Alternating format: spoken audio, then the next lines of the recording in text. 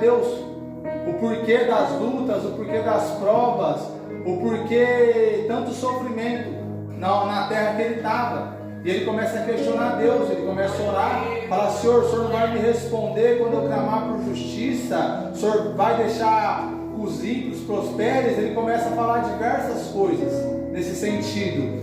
E no capítulo 2 nós vai ver que o Senhor responde ele. O Senhor começa a responder que certos tipos de coisas estão acontecendo por causa da iniquidade do povo, por causa do pecado que o povo está.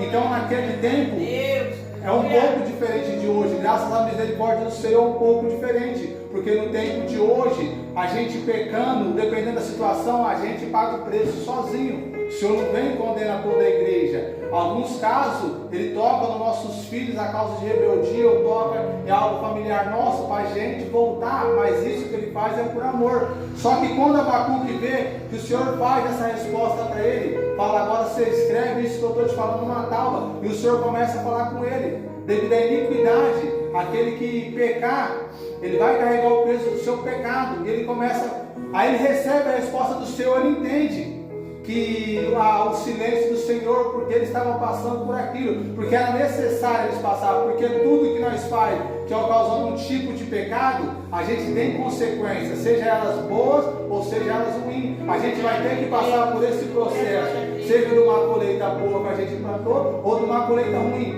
É um fato inevitável, a gente vai ter que colher, sendo algo bom ou algo ruim. Só que eu acho interessante quando o Senhor vem e fala com ele tudo isso, e fala com ele, faz que ele escreva isso para o povo ler, para passar para o povo, ele entende que o Senhor faz coisas, às vezes o Senhor tem que nos corrigir para mostrar o amor dele, que é a forma dele mostrar que nos ama. Ele nos corrige, ele nos pune, ele nos limita, ele até nos castiga com a enfermidade. Para quê? Para nós voltar no foco, recalcular a rota que nós estamos seguindo, para nós voltar no foco, que é ele. O foco tem que ser Jesus. Só que aí ele vai e declara com a boca dele. Quando ele passa a entender o amor do Senhor, quando ele passa a entender o porquê Deus está fazendo aquilo, ele começa a declarar com a boca dele que ainda que a figueira não floresça, que não haja fruto na vide, que os campos, que as ovelhas não multipliquem, que os campos não haja fruto, ele fala assim: todavia eu adorarei ao Senhor.